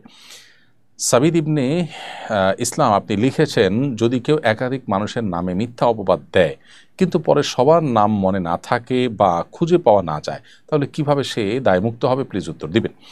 ভাই সাবিদ, আপনার প্রশ্ন উত্তর হলো যে সে সাধারণ এবং স্বাভাবিকভাবে আল্লাহর কাছে তওবা ইস্তেগফার করবে এবং সে তওবা ইস্তেগফার যেন তওবা ইস্তেগফারের শর্ত পূরণ করে, অর্থাৎ নিজের কৃতকর্মের জন্য লজ্জিত হবে, অনুতপ্ত হবে এবং ভবিষ্যতে না করার পরে সংকল্প করবে, গুনাহ থেকে সরে আসবে এবং আল্লাহ তাআলার কাছে ক্ষমা প্রার্থনা করবে। এই শর্তগুলো পূরণ করে সেই তওবা করলে আশা করা যায় আল্লাহ তাআলা সেটা কবুল করবেন। এবং যাদের কাছে তিনি মিথ্যা অপবাদ দিয়েছেন, যাদের ব্যাপারে মিথ্যা অপবাদ দিয়েছেন, তাদেরকে জানানো সম্ভব হলে জানাবে। যদি কোনোভাবে সম্ভব না হয় বা যাদের ব্যাপারে খবর নেওয়া বা তাদের সন্ধান পাওয়া না যাবে, তাদের তরফ থেকে আল্লাহ তাআলার কাছে ইস্তেগফার করবে যে আল্লাহ আপনি তাদেরকে মাফ করে দিন, বা আল্লাহ তাআলার তরফ থেকে সাদাকা করবে, অর্থাৎ নিজের সাধ্যের যেটুকু আছে সেটুকু তিনি করবেন। আশা করা যায় আল্লাহ তাআলা তাকে মাফ করবেন, কারণ আল্লাহ তাআলা সাধ্যের বাইরে মানুষকে কোনো কিছু চাপিয়ে দেন না। তবে বান্দার হক সংশ্লিষ্ট বিষয়গুলো খুবই জটিল। এই জন্য নবী সাল্লাল্লাহু আলাইহি ওয়াসাল্লাম বলেছেন যে কিয়ামত আসার আগেই কারো যদি কোনো হক থাকে সেটা আদায় করে ফেলার জন্য, কোনো কারণে কারোর ব্যাপারে এরকম কোনো অন্যায় হয়ে থাকলে বিলম্ব না করে দ্রুততার সাথে সেটি মিটমাট করে নেওয়া উচিত। এরপরে প্রশ্ন হলো, আমার হরমোনজনিত সমস্যা থাকার কারণে আমাকে এক্সারসাইজ করতে হয়, কিন্তু ওজন কম থাকায় সব ব্যায়াম করা যায় না, তাই ডাক্তার ইয়োগা করতে বলেছেন। যদি আমি শুধু শারীরিক ব্যায়াম হিসেবে কোনো ধর্মীয় ধ্যান বা বিশ্বাস ছাড়া বাসার পর্দার মধ্যে ইয়োগা করি, তাহলে এটা জায়েজ হবে কিনা? এর উত্তর হলো যে ইয়োগা হিন্দু এবং বৌদ্ধ ধর্মের অনেক ভ্রান্ত এবং কুফরি বিশ্বাস সম্বলিত একটি এক্সারসাইজ বা একটি ক্রিয়া, যে ক্রিয়াকলাপের মধ্য দিয়ে ইচ্ছা হোক অনিচ্ছা হোক এই ধর্মগুলোর রিচুয়াল প্রবেশ করে বা রিচুয়ালের সাথে সম্পৃক্ত হয়ে আমাদের ইমানের দিক থেকে আমরা ক্ষতিগ্রস্ত হওয়ার সম্ভাবনা থাকে। ধর্মীয় বিশ্বাস বাদ দিয়ে শুধু যোগার যে এক্সারসাইজের আইটেমটা বডির জাস্ট বডির এক্সারসাইজ, সে অংশটা যদি আপনি শুধুমাত্র করেন তাহলে সেটি আপনি করতে পারেন। কিন্তু এর বাহিরে সেখানে যে আপনার মানে বিশ্বাসের যে জায়গাগুলো, এটা করলে ওইটা হয়, ওইটা করলে এটা হয়, এবং বিশেষ করে যে প্রসেসটা হুবহু তারা বলে থাকে, সেটার সাথে আসলে হিন্দু ধর্মের এবং শিরকের একটা যোগসূত্র আছে এবং ধর্মীয় বিশ্বাস এবং রিচুয়ালের সম্পর্ক আছে। সেই জায়গা থেকে এটা জায়েজ নয়। আর শুধুমাত্র আপনি বডির যে এক্সারসাইজের অংশটুকু, সেটুকু যদি আপনি বডির সুস্থতার জন্য, শরীরের সুস্থতার জন্য করতে চান, সেটারও বিকল্প থাকলে অ্যাভয়েড করে বিকল্পটাই গ্রহণ করা উচিত। বিকল্প একান্ত না থাকলে শর্ত সাপেক্ষে এটি জায়েজ হতে পারে। প্রথমত কোনো মন্ত্র ইত্যাদি না পড়া, তারপরে যে সমস্ত বিশ্বাসগত ইস্যু আছে সেগুলো থেকে দূরে আসা, শুধুই শারীরিক বা ফিজিক্যাল এক্সারসাইজের আপনার জায়গায় থাকা, যোগার জন্য বিশেষ পোশাক পরার নির্দেশনা থাকলে সেটা না করা, সূর্য ওঠার সময় সূর্যের দিকে ফিরে করার যে বিষয়গুলো আছে সেগুলো অবশ্যই অ্যাভয়েড করা, কারণ এগুলোর সাথে পুজো এবং শিরকের সম্পর্ক আছে, শয়তানের সাথে কানেক্টেড হওয়ার একটা ব্যাপার আছে। যোগার আরও যে সমস্ত করণীয় কাজগুলো আছে যেগুলো আসলে সরাসরি আপনার ব্যায়ামের সাথে সম্পৃক্ত নয়, সেগুলো না করা, এমন কোনো কাজ যেগুলো সাধারণত হিন্দু এবং বৌদ্ধরা করে না, সেরকম কাজগুলো শুধুমাত্র করা যেতে পারে। তারপরও এটার বিকল্প থাকলে সেটা করা উচিত, কারণ এখানে সূক্ষ্মভাবে মানুষ শয়তানের সহযোগিতার নেওয়া বা শিরকের বা মুশরিকদের রিচুয়ালের সাথে জড়িত হওয়ার একটা বিষয় চলে আসে। তো ইমানদার নিজের ইমানকে সেভ করার জন্য সবসময় সেফ সাইডে থাকবে, সেই জায়গা থেকে বিকল্প গ্রহণ করতে পারে, সেটি ভালো। এরপরে প্রশ্ন হলো, সিজদা অবস্থায় ফ্লোর থেকে পা উঠে গেলে নামাজ কি ভেঙে যাবে? উত্তর হলো, নবী করিম সাল্লাল্লাহু আলাইহি ওয়াসাল্লাম বলেছেন, উমিরতু আন আসজুদা আলা সাবআতি আযম, আমাকে 7টি অঙ্গের উপর সিজদা করতে আদেশ করা হয়েছে। অতএব নাক, কপাল এবং 2 হাত, 2 হাঁটু এবং 2 পায়ের পাতা বা 2 পায়ের আঙ্গুল, এই 7টি অঙ্গকে ফ্লোরের সাথে মিশিয়ে সিজদা করতে হবে। এখন যদি কেউ এর মধ্যে কোনো একটি অঙ্গ ফ্লোরে টাচ না করেন তাহলে তার নামাজ হবে না। আর যদি টাচ হয়েছে এক মুহূর্তের জন্য, আবার একটু উঠে গেছে, তাহলে এটা মাকরু হবে, কিন্তু নামাজটা হয়ে যাবে। অতএব পুরো সিজদা জুড়ে যদি আপনার ফ্লোর থেকে পা উঠে যায় বা উঠা থাকে, তাহলে সেক্ষেত্রে আপনার নামাজ হবে না, বা ওয়াজিব তরককারী হবেন, সেক্ষেত্রে আপনাকে সিজদা সাহু দিতে হবে, অথবা যদি নামাজের পরে এটি জানতে পারেন তাহলে সে নামাজ পুনরায় আদায় করতে হবে। অবশ্য কোনো ওজোরের কারণে এরকম হয়েছে যে আপনি পা রাখার কোনো স্কোপ নাই, সেটা ভিন্ন কথা, তাহলে সেক্ষেত্রে নামাজ হয়ে যাবে, কোনো গুনাহ হবে না এবং সিজদা সাহু দিতে হবে না। তামিম খান লিখেছেন, ইসলামিক ভিডিওতে সফট মিউজিক ব্যবহারের বিধান জানতে চাই। সফট মিউজিক আর হার্ড মিউজিক, দুটো মিউজিকই মিউজিক এবং মিউজিক হারাম, এবং মিউজিকের মাধ্যমে মানুষ শয়তানের সাথে নিজের অজান্তে কানেক্টেড হয়ে যায়, আল্লাহর সাথে তার সম্পর্ক দুর্বল হয়ে যায়, স্পিরিচুয়ালি সে উইক হয়ে পড়ে, ইবাদতের এবং কোরআন হাদিসের যে সমস্ত সুফলগুলো তার পাওয়ার কথা সেগুলো পায় না, ইবাদতের স্বাদ তৃপ্তি পায় না। এজন্য সফট যে মিউজিক ইসলামিক নাশিদে বা ইসলামিক বক্তব্যের ব্যাকগ্রাউন্ড মিউজিক হিসেবে আজকাল ইউজ করা হয়, সেটাও আমাদের অ্যাভয়েড করা উচিত, এবং সে ধরনের বক্তব্য বা সে ধরনের আপনার কন্টেন্ট শোনা থেকে আমাদের বিরত থাকা উচিত। মিউজিক যুক্ত করা সর্বাবস্থাতেই নাজায়েজ এবং গুনাহের বিষয়। অতএব এটা কোনো অবস্থাতে করা জায়েজ নয়। তবে হ্যাঁ, মানুষের যে সমস্ত আওয়াজকে ইকোসিস্টেমের মাধ্যমে ব্যাকগ্রাউন্ডে যুক্ত করা হয় সেটা কিন্তু নাজায়েজ না, যদি সেটা মিউজিকের মতোই হয় এবং মিউজিকের পুরো পারপাস হুবহু সার্ভ করে, এবং মানুষের মধ্যে মিউজিকের ফলে যে একটা অবস্থা তৈরি হয় সেরকম অবস্থা হয়, তাহলে সেক্ষেত্রে সে ন্যাচারাল আওয়াজও বা সেই মুখ দিয়ে তৈরি করা আওয়াজও অ্যাভয়েড করা উচিত। বাকি এমনিতে সাধারণত মুখ দিয়ে কোনো আওয়াজ তৈরি করে সেটা ইকোসিস্টেমের মধ্যে ব্যাকগ্রাউন্ড যুক্ত করলে সেটি মৌলিকভাবে নাজায়েজ নয়। আলী আজগর আপনি লিখেছেন, আমার এক বন্ধু সমকামী, সে এই পথে গিয়ে অনেক কিছুর সঙ্গে জড়িয়ে গেছে, সে দীর্ঘ 8 বছর এই লাইফে আছে, এখন সে এ থেকে ফিরতে চায় কিন্তু পারছে না, তাকে কিভাবে ফিরতে সাহায্য করতে পারি? ভাই আলী আসগর, প্রথম কথা হলো এ ধরনের বদ অভ্যাস এবং নোংরামির সাথে কেউ জড়িয়ে গেলে তার রক্ষার উপায় হলো এ বিষয়ে বিশেষ করে মনোরোগ বিশেষজ্ঞ এবং সংশ্লিষ্ট বিষয়ে কাউন্সিলিং করতে পারেন এরকম এক্সপার্ট ডাক্তার এবং চিকিৎসক এবং ব্যক্তিবর্গের সহযোগিতা নেওয়া, নিয়মিত তাদের সাহচর্যে বা তাদের কাউন্সেলিংয়ের মধ্যে থাকতে পারলে আশা করা যায় ইনশাআল্লাহ বিদিল্লাহ তিনি ফিরে আসতে পারবেন। আরেকজন ইমানদার তার জীবন চলে গেলেও তিনি হারাম থেকে বেঁচে আসার জন্য চেষ্টা করবেন এবং তার জন্য সকল গুনাহের সমস্ত পথ তিনি বন্ধ করে দিবেন এবং নিজের ব্যাপারে নিজের সর্বোচ্চ সিদ্ধান্ত গ্রহণ করবেন। এবং এরকম সিরিয়াস হলে তখন মানুষের দ্বারা আসলে অসম্ভব বলতে কিছুই নয়, এবং প্রয়োজনে তিনি তার জন্য অনুকূল পরিবেশ তৈরি করবেন। এরপরে প্রশ্ন হলো, এক বোন লিখেছেন, আমি ওমরায় এসেছি, আমি পিরিয়ড বন্ধের জন্য ওষুধ খাচ্ছিলাম। মক্কায় আসার পর ওষুধ খাওয়ার সময় তারতম্য হওয়ায় এবং অধিক হাঁটার কারণে তফরত অবস্থায় পিরিয়ড শুরু হয়ে গেছে। এখন আমি কি আবার ওষুধ খেয়ে পিরিয়ড বন্ধ করে ওমরা সম্পন্ন করতে পারবো, নাকি 3 দিন অপেক্ষা করতে হবে? উত্তর হলো, যেহেতু পিরিয়ড শুরু হয়ে গেছে, যেভাবেই হোক না কেন এটি শেষ হওয়ার জন্য অপেক্ষা আপনাকে করতে হবে, তারপর আপনি ওমরার কাজ সম্পন্ন করবেন। বরং আপনি ওষুধ খেয়ে এখন বন্ধও যদি করেন, সেক্ষেত্রে এটা স্বাভাবিকভাবে পিরিয়ড বন্ধ করা হবে না, বরং পিরিয়ড বন্ধ হওয়ার জন্য আপনাকে অপেক্ষা করে তারপরে আপনার ওমরা নতুন করে তওয়াফ সাই করতে হবে। এহরাম পরেছেন, তখন আপনার পিরিয়ড ছিল না বা ছিল, তাতে কিছু আসা যায় না।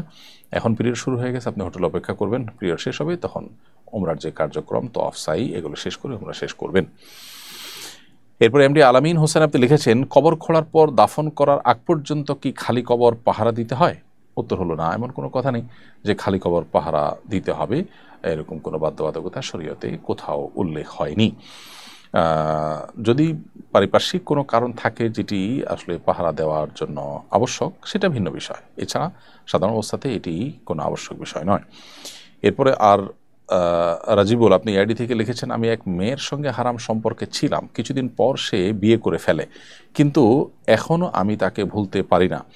তার প্রতিও মায়া আরও বেড়েছে। সে নিজেও মাঝে মাঝে মেসেজ দিয়ে বলে আমাকে ভুলতে পারে না এবং খুব মিস করি।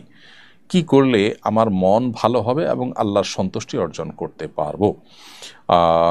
ভাই রাজিবুল, হারাম সম্পর্ক থেকে বের হয়ে আসার জন্য মানুষের দৃঢ় সংকল্পের কোনো বিকল্প নেই। হারাম সম্পর্ক আপনাকে জাহান্নামী করে তুলবে এবং দুনিয়ার জীবনকেও আপনার জাহান্নামে পরিণত করতে পারে।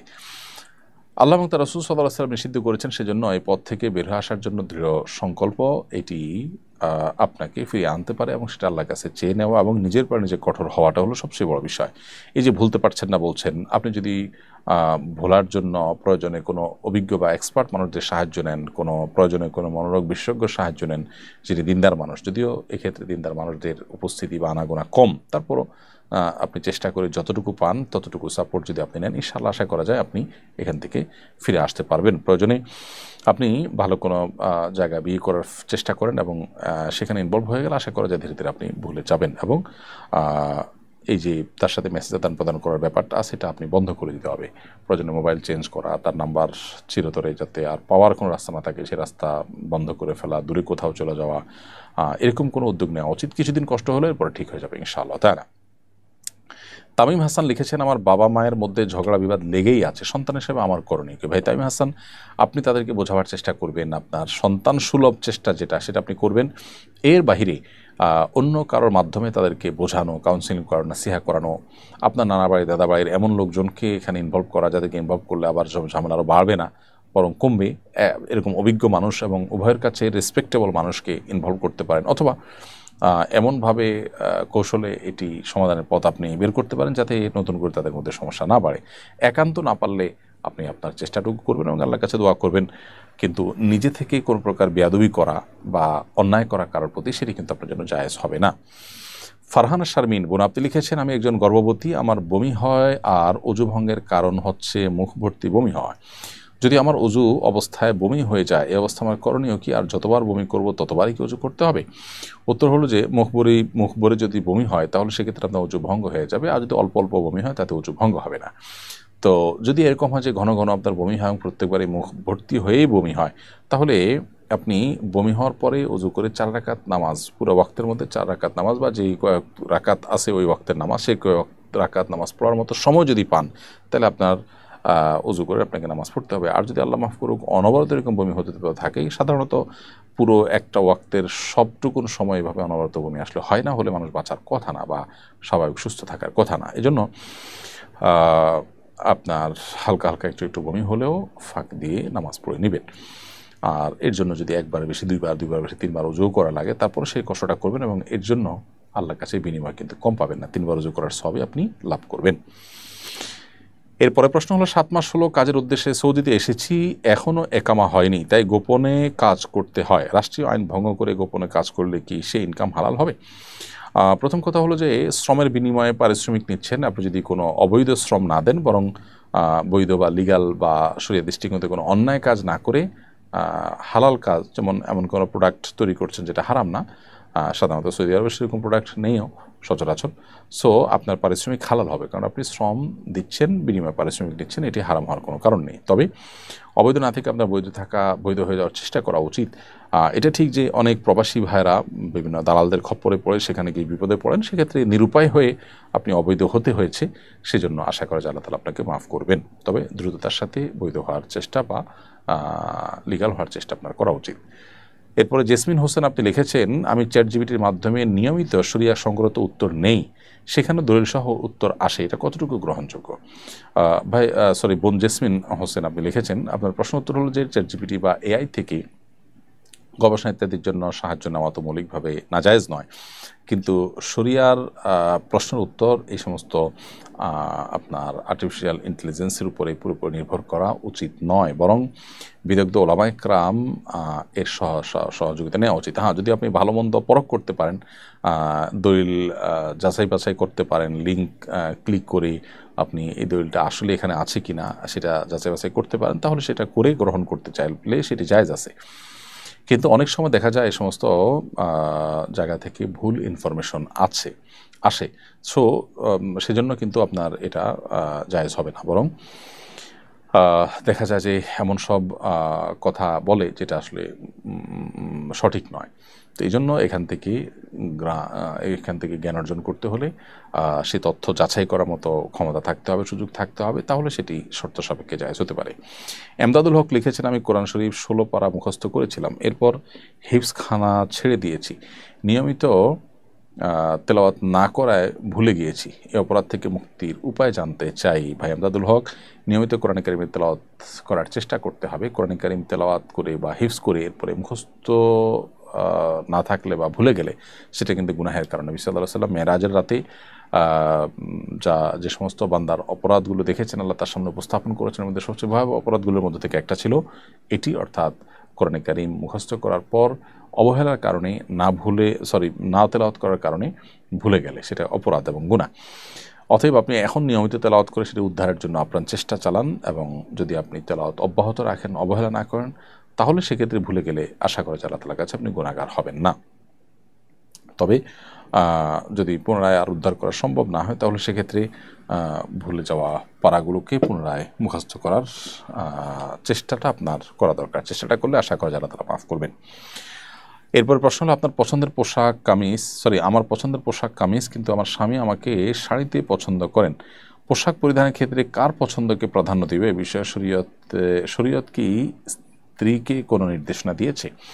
মৌলিকভাবে তো সাধারণ এবং স্বাভাবিক অবস্থা, বিশেষ করে অন্যান্য মানুষজন থাকে বাসায়, এরকম অবস্থাতে শাড়ির চাইতে কামিজ মানুষের মহিলাদের সতর ঢাকার জন্য অধিকতর উপযোগী, এতে কোনো সন্দেহ নেই।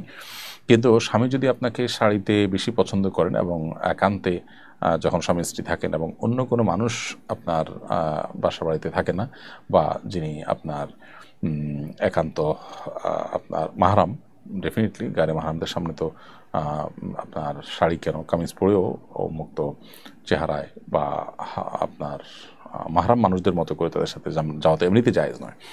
কিন্তু শ্বশুর আছেন বাসায় বা অন্য কেউ আছেন, ছেলেরা বড় আছেন, এরকম পরিস্থিতিতে শাড়ি না পরে কামিজ পরাটা উত্তম। কিন্তু স্বামী যদি এটাকে প্রায়োরিটি দেন বা পছন্দ করেন, সেক্ষেত্রে যাতে করে শরীরের কোনো অঙ্গ প্রত্যঙ্গ দৃষ্টিকটুভাবে খোলা না থাকে, সেদিকটা খেয়াল রেখে আপনি শাড়ি পরতে পারেন। আর একান্ত কক্ষে স্বামী যেটা পছন্দ করবে সেটা আপনার পরিধান করাটাই হলো উচিত। তবে খোলাসা কথা হলো, সাধারণ অবস্থাতে আপনার কামিজ পরা সতর ঢাকার জন্য অধিকতর উপযোগী হলেও স্বামী পছন্দ করেন, সেটাকে প্রায়োরিটি দিয়ে আপনার শাড়ি পরা উচিত। কারণ স্বামীর চরিত্র হেফাজত করা এবং তিনি যাতে কোনো পরনারীতে আসক্ত না হয়, সেই জায়গা থেকে আপনার তাকে সহযোগিতা করা উচিত এবং সে মানসিকতা রাখা দরকার। সেই জায়গা থেকে আপনি নিজের পছন্দের উপরে স্বামীর পছন্দকে প্রায়োরিটি দেওয়ার চেষ্টা করবেন। তাছাড়া একটা কথা আছে, মানুষ নিজের পছন্দে খাওয়া উচিত, পরে পড়তে হয় অন্যের পছন্দে। অর্থাৎ যে যেটা পরিধান করেন তার নিজের পছন্দ তো কিছু থাকবেই, তাকে দেখতে কতটা ভালো লাগে এটা অন্যরা যতটা জাজ করতে পারেন, নিজে ততটা অনেক সময় জাজ করতে পারেন না। সেটা অবশ্য আরেকটা বিষয়, কিন্তু এখানে স্বামীর পছন্দ অপছন্দের সাথে আপনার বিয়ের যে উদ্দেশ্য সেটির সম্পর্ক আছে। এজন্য এখানে স্বামীর পছন্দটাকে অগ্রাধিকার দেওয়া উচিত। এরপর প্রশ্ন হলো, আব্বুর সর্বসাকুল্য সম্পদ হলো 4 কাঠা জমি। আমি যখন ছোট তিনি সম্পূর্ণটা আমাকে লিখে দিয়েছেন। তখন আমার কোনো ভাই বোন ছিল না। এখন আমরা 4 ভাই বোন। এখন সেই সম্পদটুকু আমার একার পক্ষে নেওয়া জায়েজ হবে কিনা? উত্তর হলো, দর্শক, আপনার বাবা যখন আপনাকে পুরোটা দিয়েছেন তখন আপনার কোনো ভাই বোন যেহেতু ছিলেন না, অতএব সন্তান হিসাবে আপনাকে তিনি কোনো ল্যান্ড বা কোনো কিছু গিফট করতেই পারেন। এটি মৌলিকভাবে নাজায়েজ কোনো কাজ নয়। তো যেহেতু গিফট করেছেন এবং আপনিও মালিক হয়ে গেছেন, তারপরে দুনিয়াতে ভাই বোন এসেছেন, এখন আর আপনার সেই সম্পদের ভাগ তাদেরতে আবশ্যক নয়, কারণ ইতিমধ্যে আপনি এটা মালিক হয়ে গেছেন। বৈধভাবে মালিকানা আপনার হয়ে যাওয়ার পর এটির ভাগ ভাই বোনকে দেওয়া আবশ্যক নয়। যদি ভাই বোন অসহায় হয়, বাবার অন্য কোনো সম্পদ না থাকে, তাহলে এটা মানবিক কারণে আপনি তাদেরকে দেওয়া উত্তম, বাট আবশ্যক নয় আপনার জন্য। এরপরে প্রশ্ন হলো, নাজিরা ফাল্গুনি আপনি লিখেছেন, আমি সালোয়ার কামিজের উপর হিজাব আর মোজা পরে নামাজ আদায় করি, নামাজের পোশাক হিসেবে এটা যথেষ্ট কিনা? উত্তর হলো, নামাজের সময় মেয়েদের হাত পা এবং মুখমণ্ডল ছাড়া, হাত পা বলতে হাতের কবজি, 2 হাতের কবজি এবং পায়ের পাতা, তলার অংশ এবং আপনার মুখমণ্ডল, এটুকু ছাড়া পুরো শরীর ঢাকতে হবে। এখন এটা ঢাকার জন্য আপনি যে কোনো পোশাক যেটা ঢাকতে পারবেন সেটি জায়েজ হবে। হতে পারে সেটা মেক্সি, হতে পারে বড় কোনো একটা ওড়না বা অন্য কোনো পোশাক। তো সাধারণত যে পোশাকে হাতের পায়ের গোছা কিংবা হাতের এ অংশ কিংবা কাঁধ, গলা, বুকের কোনো অংশ বা পেটের কোনো অংশ উন্মুক্ত থাকে, সেটা পরে নামাজ পড়লে নামাজ হবে না। যদি ওইটা পরে নাও, তাহলে সেক্ষেত্রে এটার উপরে অন্য কোনো পোশাক দিয়ে অংশগুলোকে ঢেকে তারপরে আবৃত করে নামাজ পড়তে হবে, কারণ এটি নামাজের জন্য আবশ্যক, সতর ঢাকা ফরজ। এরপরে প্রশ্ন হলো, আমি গার্মেন্টসে কাজ করে আম্মার খরচ বহন করতাম। এখন আমার বিয়ে হয়ে গেছে, আমার কোনো ভাই নেই, আব্বুও মারা গেছেন। শ্বশুরবাড়িতে প্রচুর সম্পদ থাকলেও আমি আম্মাকে কিছু দিতে গেলে শাশুড়ি ঝগড়া করেন, তাই গোপনে আমি শুধু আম্মার খাবারের জন্য অল্প অল্প চাল ডাল দিই, এটা কি অন্যায় হবে? উত্তর হলো, এই অল্প অল্প যেটুকু দিচ্ছেন এটুকুতে যদি আপনার স্বামীর মৌন সম্মতি থাকে, যেটা দিচ্ছেন এটা যদি আপনার স্বামীর হয়ে থাকে, তাহলে সেক্ষেত্রে স্বামীর যদি মনসম্মতি থাকে বা আপনি জানেন যে স্বামী এটুকুর জন্য বাধা দিবেন না, তাহলে সেক্ষেত্রে এটা আপনার জন্য জায়েজ হবে। আর যদি স্বামীর মনসম্মতি না থাকে, বরং আপনি লুকিয়ে ছাপিয়ে দেন, তাহলে এটা আপনার জন্য জায়েজ হবে না। প্রয়োজনে আপনি বাসা থেকে, নিজ জায়গা থেকে, মা যদি নিরুপায় হয় তার জন্য উপার্জন করার চেষ্টা আপনি করতে পারেন। এক্ষেত্রে দাম্পত্য জীবনে স্বামী স্ত্রীর মধ্যে বোঝাপড়া জরুরি। স্বামীরও যেরকম স্ত্রীর এ ধরনের পরিস্থিতি স্ত্রীর পাশে দাঁড়ানো তার কর্তব্য, নৈতিক দায়িত্ব, ঠিক একইভাবে স্ত্রীও স্বামীকে আপন করে নিয়ে বা ভালোবাসা দিয়ে তাকে তার কাছ থেকে নিজের এই প্রয়োজন পূরণ করার চেষ্টা করা উচিত। এখানে স্বামীর অজান্তে তার জিনিস মনের মতো করে ব্যবহার করবার সুযোগ কিন্তু নেই। এরপরে প্রশ্ন হলো, বার্ধক্যজনিত অসুস্থতায় দাদি নিয়মিত ওষুধ খান, ওষুধ খাওয়ার সময় কোনো দোয়া আছে কিনা জানতে চেয়েছেন, অনুগ্রহ করে জানাবেন, এবং মাসনুন দোয়ার ফজিলত জানতে চেয়েছেন। আপনার দাদিকে আল্লাহ তাআলা পরিপূর্ণ সুস্থতা দান করুক, আমরা দোয়া করি। আর বিসমিল্লাহ বলে ওষুধ সেবন করবে, এটুকু যথেষ্ট। যে কোনো কাজের শুরুতে ইমানদার বিসমিল্লাহ বলবে। নবী সাল্লাল্লাহু আলাইহি ওয়াসাল্লাম আমাদেরকে সেটি শিখিয়েছেন। তিনি বলেছেন, যে ব্যক্তি মাল্লাম ইয়াবদা বিসমিল্লাহ ফাহুয়া আবতার আও আক্তাহ, কোনো কুল্লু আমরিন জিবালিন আল্লাহ ইউদা বিসমিল্লাহ, কোনো গুরুত্বপূর্ণ কাজ যেটা আসলে বিসমিল্লাহ ছাড়াই করা হয়েছে সেটা অপূর্ণাঙ্গ থাকে। এই জন্য ওষুধ পান করা, ওষুধ সেবন করা, এটাও একটা প্রয়োজনীয় কাজ মানুষের জীবনে। সো বিসমিল্লাহ বলে পান করবেন, এটুকু যথেষ্ট। আলাদা কোনো দোয়া ওষুধ সেবনের জন্য নেই। এরপরে রাজকন্যার মামুনি আইডি থেকে আপনি লিখেছেন, আমার মেয়ের নাম অনেক শখ করে সিরাত রেখেছিলাম, কিন্তু অনেকে বলেছেন এই নাম রাখা যাবে না, এটা কি সঠিক? সিরাত মানে হলো জীবনচরিত, এ নাম রাখা কোনো নাজায়েজ না, এটা অন্যায় কোনো নাম নয় বা নিষিদ্ধ কোনো নামের মধ্যে পড়ে না। বিধায় মেয়ের নাম সিরাত রাখতে আপনি পারেন। কেউ যদি নিষেধ করে থাকেন সেটি নেহায়েতে তিনি না জেনেই করেছেন। এরপরে প্রশ্ন হলো, আমি ইন্ডিয়া থেকে বলছি, আমার স্ত্রী আমার কোনো কথা শোনে না, সে আপনার লাইভের নিয়মিত শ্রোতা, তাকে কিছু উপদেশ দিন। ভাই, যিনি আপনি প্রশ্ন করেছেন, আপনার স্ত্রী আপনার কথা শোনেন না, সেক্ষেত্রে স্ত্রীকে এবং আপনাকে উভয়কে আমি উপদেশ দিচ্ছি, আল্লাহকে ভয় করে চলুন। যে বোন লাইভে আছেন সেই বোনকে বলবো যে স্বামীর কথা মেনে চলা এটা আপনার কর্তব্যের অংশ। যতক্ষণ পর্যন্ত স্বামী আপনাকে অন্যায় কিছু করতে না বলবেন ততক্ষণ পর্যন্ত স্বামীর কথা আপনি মেনে চলবেন। নিজের মনের বিরুদ্ধে, ইচ্ছার বিরুদ্ধেও যদি আপনি কাজটি করেন, ইনশাআল্লাহ বিদিনিল্লাহ আল্লাহ তাআলা আপনাকে বিনিময় দান করবেন। আজকের পৃথিবীতে তথাকথিত নারীবাদের নামে আমাদের বোনদেরকে নানাভাবে প্ররোচিত করে তাদেরকে স্বামীদের অবাধ্য করা হচ্ছে বা সংসার গুলোকে ভেঙে খানখান করে দেওয়া হচ্ছে। আমরা শয়তানের সে সমস্ত ফাঁদে পা দেওয়া উচিত নয়।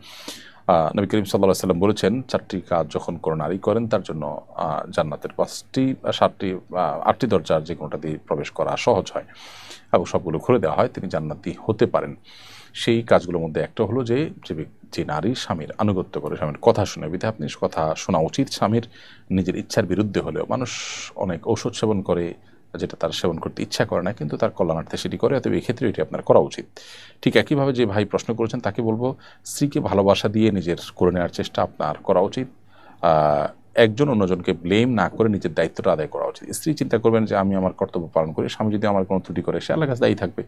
আবার স্বামীরও উচিত দেখা যে আমি আমার স্ত্রীর প্রতি যে ভালোবাসা এবং সুন্দরভাবে দিন যাপন করা সেটি আমি করছি কিনা, সেটি আমি করে থাকলে আল্লাহর কাছে আমি দায়মুক্ত থাকবো। আর তিনি যদি কোনো ত্রুটি করে থাকেন তার জন্য তিনি আল্লাহর কাছে দায়ী থাকবেন। এই জন্য আমরা যতটা না অধিকার সচেতন হব তার চেয়ে বেশি কর্তব্য সচেতন হব। এখানে দেখুন, স্বামী তার স্ত্রীর কাছে আশা করছেন যে স্ত্রী স্বামীর কথা শুনবেন। তার মানে কি, আমরা অন্যের ডিউটিটি নিয়ে বেশি পেরেশান, আমার কর্তব্যটি নিয়ে আমি ভাববো প্রত্যেকটা মানুষই তার জায়গা থেকে করবেন। তো জীবন আছেন তাকে আমি অনুরোধ করছি তিনি স্বামীর অন্যায় নয় এমন কথা শুনে চলার চেষ্টা করবেন। এর মাধ্যমে আল্লাহ তার উপর সন্তুষ্ট এবং জান্নাতে যাওয়ার পথ তার সুগম হবে। আর স্বামীরও উচিত স্ত্রীর কর্তব্যের কথা চিন্তা যতটুকু করবেন তার সাথে নিজের কর্তব্য সঠিকভাবে আদায় করার চিন্তা করবেন। কারণ আল্লাহর কাছে স্ত্রী যদি আমার কথা না শোনেন আমার তো কোনো দায় নেই, কিন্তু আমার যেটুকু দায় আছে সেটুকুর জায়গাতে আমি যেন পরিষ্কার থেকে সেই চেষ্টা করতে হবে। এরপরে প্রশ্ন হলো, এক ভিডিওতে আপনি বলেছেন ফাজলামি করেও যদি কেউ বর কনে কবুল বলে তাহলে বিয়ে হয়ে যায়। বড় ভাইয়ের বিয়ের দিন মজা করে আমি বরের পোশাক পরেছিলাম, সামনে আমার চাচাতো বোন ছিল। দাদি মজা করে বললেন বর সেজেছে বউ কই, তখন চাচাতো বোন মজা করে বলে ফেলেছিল আমি, আর আমিও মজা করে বলেছিলাম কবুল আলহামদুলিল্লাহ। এই দুইজনেই আমরা ভিন্ন ভিন্ন সংসার এখন করছি, তখন কি আমাদের বিয়ে হয়ে গিয়েছিল? উত্তর হলো যে দুষ্টমি করে বিয়ে করলে বিয়ে হয়ে যায়। নবী সাল্লাল্লাহু আলাইহি ওয়াসাল্লাম বলেছেন সালাসুন জিদ্দুহুন্না জিদ্দুন ওয়া হাজলুহুন্না জিদ্দুন, 3টি কাজ সিরিয়াসলি করলে যা হবে দুষ্টমি করে করলেও কিন্তু তা হবে। এর মধ্যে থেকে একটা হলো বিবাহ। অতএব তালাকের ক্ষেত্রেও তাই। তো বিয়ের ক্ষেত্রে যে আপনারা দুষ্টমি করে আপনার কবুল বলেছেন, এখানে মৌলিকভাবে বিয়ে হয়ে যাওয়ার কথা, কিন্তু একটা সূক্ষ্ম ত্রুটি বিদ্যমান। সেটি হলো এখানে প্রস্তাব এবং সম্মতি পাওয়া যায়নি। মেয়ে বলছে আমি কনে, এখানে কিন্তু সে প্রস্তাব দেয়নি। পরিষ্কার করে যদি প্রস্তাব দেওয়া হয় যে আমি বিবাহের জন্য প্রস্তাব দিচ্ছি, এবং আরেকজন যদি কবুল বলেন এবং দুজন সাক্ষী যদি উপস্থিত থাকেন, তাহলে সেক্ষেত্রে এটি বিবাহ হতে পারে। সেই ক্ষেত্রে যদিও অনেক আমার মতে মেয়েদের বিয়ে অভিভাবক ছাড়া হয় না, অভিভাবকের সম্মতি থাকলে, সাক্ষী উপস্থিত থাকলে, এক পক্ষ প্রস্তাব দিলে আরেক পক্ষ কবুল বললে সেটা দুষ্টমি করে করলেও বিয়ে হয়ে যাবে। শুধু এক পক্ষ কবুল বলেছে আর অপর পক্ষ থেকে আপনার প্রস্তাব হয়নি, তাহলে সেক্ষেত্রে বিয়ে হবে না। প্রস্তাব আকারে আসতে হবে। প্রস্তাব আকার বলতে অফিসের কোনো প্রস্তাবের কিছু না, বিয়ের প্রস্তাব দিচ্ছি, আমি তোমার সঙ্গে বিয়ে বসছি, বাস এই অফার দেওয়াটাই যথেষ্ট। আর আরেকজন কবুল বলতে হবে দুজন সাক্ষীর সামনে, তাহলে বিয়ে হয়ে যাবে। তো এখানে সেরকমটি ঘটেছে কিনা পরিপূর্ণ ক্লিয়ার না। যেটুকু আপনি বলেছেন তা সেটুকু দ্বারা বোঝা যাচ্ছে যে এরকম কিছু মনে হয় এখানে হয়নি। রহমতের জান্নাত এআইডি থেকে আপনি লিখেছেন আমার 2 মেয়ে, ওরা হাফেজা হতে চায়, কিন্তু অনেকে বলে মেয়েদের হাফেজা করলে নাকি সেটা ধরে রাখতে পারে না, তাতে নাকি আরও পাপ হয়, আমি কি করতে পারি? না, এটা সঠিক না যে ধরে না রাখতে পারলে মানে গণহারে পাপ হবে, বরং তারা ধরে রাখার চেষ্টা করবে, তেলাওয়াত করবে। আল্লাহ না করুক এরপরও তেলাওয়াত এবং চেষ্টাতে ত্রুটি না থাকলেও তারা যদি ভুলে যান তার জন্য তারা আল্লাহর কাছে দায়ী হবেন না, এবং আপনি আপনার মেয়েদেরকে নির্দ্বিধায় হাফেজা বানাতে পারেন এবং মুখস্থ রাখার তারা চেষ্টা করবেন। অনেক মেয়েরাই কিন্তু রাখতে পারেন। একান্ত যদি রাখতে না পারেন নিজের চেষ্টা থাকা সত্ত্বেও, ইনশাআল্লাহ তারা দায়ী হবেন না। অতএব এই জুজুর ভয় দেখিয়ে তাদেরকে হিফজ করা থেকে বঞ্চিত করা ঠিক হবে না। ফাতেমা সুলতানা লিখেছেন বাক্য শ্রবণ প্রতিবন্ধীদের ক্ষেত্রে আল্লাহ হিসাব নিকাশ কি ছাড় দিবেন? হিসাব নিকাশে কি ছাড় দিবেন? যতটুকু তাদের প্রতিবন্ধকতা আছে ততটুকু তারা ছাড় পাবে। আর এর বাহিরে যেটুকু তাদের সাধ্য আছে সেটুকুর জন্য তারা আল্লাহর কাছে জবাবদিহি করতে হবে। ধরুন একজন মানুষ কথা বলতে পারেন না, সেক্ষেত্রে তার বাক শক্তি ব্যবহার করে যে কাজগুলো করতে হতো সে কাজগুলো না করার জন্য আল্লাহর কাছে তিনি কোনো দায়বদ্ধ থাকবেন না। একই কথা শ্রবণ প্রতিবন্ধীর ক্ষেত্রেও প্রযোজ্য। অতএব আল্লাহ তাআলা যে বলেছেন লা ইউকাল্লিফুল্লাহু নাফসান ইল্লা উসআহা, আল্লাহ সাধ্যের বাইরে কোনো কিছু চাপিয়ে দেন না, তার আলোকে তার যেটুকু সাধ্য নাই সেটুকুর জন্য কোনো জবাবদিহিতা থাকবে না এবং সেটুকুর জন্য কোনো হিসাব নেওয়া হবে না। আফরিন ইসলাম আপনি লিখেছেন, আমার মা মারা গেছেন আজ থেকে 1 মাস 6 দিন আগে। আমি 1 সেকেন্ডের জন্য ভুলতে পারছি না, হঠাৎ করে স্ট্রোক করে মারা গেছেন। আমার কষ্টে বুকটা ফেটে যায়। আমি কিভাবে নিজেকে সান্ত্বনা দেবো? আমাকে কিছু উপদেশ দিন। ভাই আফরিন ইসলাম, দুনিয়াতে মানুষ কেউই থাকতে আসেনি, সবাইকে চলে যেতে হবে। আপনার মা মাত্র 1 মাস আগে মারা গেছেন, এই জন্য আপনার কষ্টটা তাজা, খুব স্বাভাবিক এই সময় আপনার কষ্ট বেশি লাগাটা। আমরা দোয়া করি আল্লাহ তাআলা আপনাকে সান্ত্বনা নসিব করুন এবং আপনি আপনার মায়ের হারানোর এই বেদনা আপনি কাটিয়ে উঠুন। তবে সেই সাথে আপনাকে এও বলছি যে মায়ের জন্য আপনি বেদনাহত হলে মায়ের কী লাভ, আপনারই বা কী লাভ? বরং তার চাইতে মায়ের জন্য জান্নাতের দোয়া করুন এবং জান্নাতে মার সাথে যেন সাক্ষাৎ করতে পারেন সেজন্য প্রত্যাশা করুন এবং দোয়া করুন। এই দোয়াটাই হলো মায়ের জন্য উপকারী, আপনার জন্য উপকারী।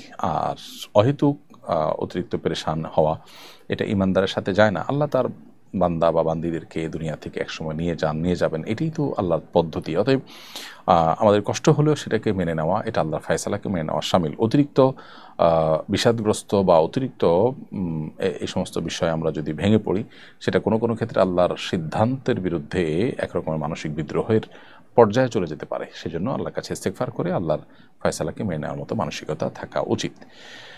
প্রিয় দর্শক, অনুষ্ঠানের একেবারে শেষ প্রান্তে চলে এসেছি আমরা। দেখতে দেখতে সময় এসেছে বিদায় নেওয়ার। আজকের মতো এখানে শেষ করছি। আল্লাহ যদি তৌফিক দান করেন ইনশাআল্লাহ আগামী শুক্রবার একই সময় আবারও দেখা হবে আপনাদের সাথে। সে পর্যন্ত আল্লাহ তাআলা সবাইকে ভালো রাখুন, নিরাপদে রাখুন, সুস্থ রাখুন, সেই দোয়া রব্বে কারীমের কাছে ব্যক্ত করে আজকের মতো এখানে শেষ করছি। জাযাকুমুল্লাহু খাইরান। আসসালামু আলাইকুম ওয়া রাহমাতুল্লাহি ওয়া বারাকাতুহু।